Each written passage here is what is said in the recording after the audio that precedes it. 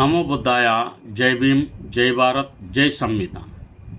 తథాగత భగవాన్ బుద్ధునికి, పరమ పూజ్యులు బోధిసత్వ డాక్టర్ బాబాసాహెబ్ అంబేద్కర్కు ప్రణామాలు తెలియజేస్తున్నా. బహుజన యుద్ధబేరు యూట్యూబ్ ఛానల్కు స్వాగతం పలుకుతున్నాను. ఈ ఛానల్ను లైక్ చేయండి, షేర్ చేయండి. తద్వారా విస్తృతమైన ప్రచారం లభిస్తుంది.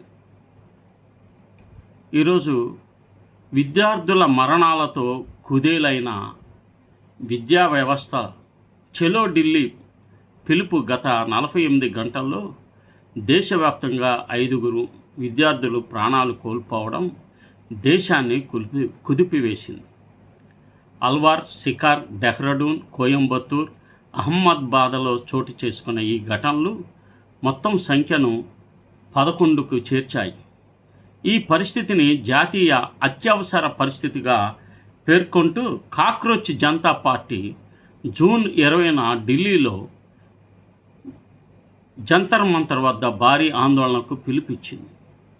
విద్యా పరీక్ష వ్యవస్థలో అవినీతి, పేపర్ లీకులు, విద్యార్థుల భవిష్యత్తులో జరుగుతున్న అటవిక దేశానికి ముప్పుగా వారు భావిస్తున్నారు. విద్యార్థుల మరణాలు ఈ సంక్షోభానికి తార్కాణం. విద్యార్థుల మానసిక ఆరోగ్యం తీవ్రంగా దెబ్బతింటుంది. ఒత్తిడి, అనిశ్చిత, అవినీతి కారణంగా యువతలో ఆత్మహత్యలు పెరుగుతున్నాయి. దళితులు, ఆదివాసులు, సామాజికంగా వెనుకబడిన వర్గాల విద్యార్థులు ఈ సంక్షోభానికి మరింతగా బలవుతున్నారు. సమాన అవకాశాలు లేకపోవడం, ఆర్థిక ఇబ్బందులు వారిని మరింత ప్రమాదంలోకి నెట్టబడుతున్నాయి. రైతులు, వాతావరణ మార్పు, విద్యా సంక్షోభం రైతు కుటుంబాలపై కూడా ప్రభావం చూపుతుంది. వాతావరణ మార్పు, ఆర్థిక అస్థిరత పాటు విద్యా వ్యవస్థలో అవినీతి వారిని మరింత కష్టాల్లోకి నెడుతుంది.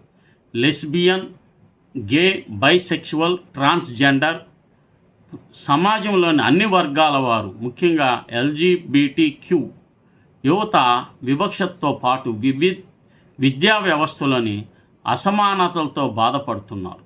జూన్ 20న భారత్లోని పాడైన విద్యా వ్యవస్థను సరిచేసే చివరి అవకాశంగా కాక్రోచ్ చెబుతుంది. ఈ ఉద్యమం కేవలం విద్యార్థులకే కాదు, తల్లిదండ్రులు, కళాకారులు, రచయితలు, సంగీతకారులు అందరికీ పిలుపునిస్తుంది.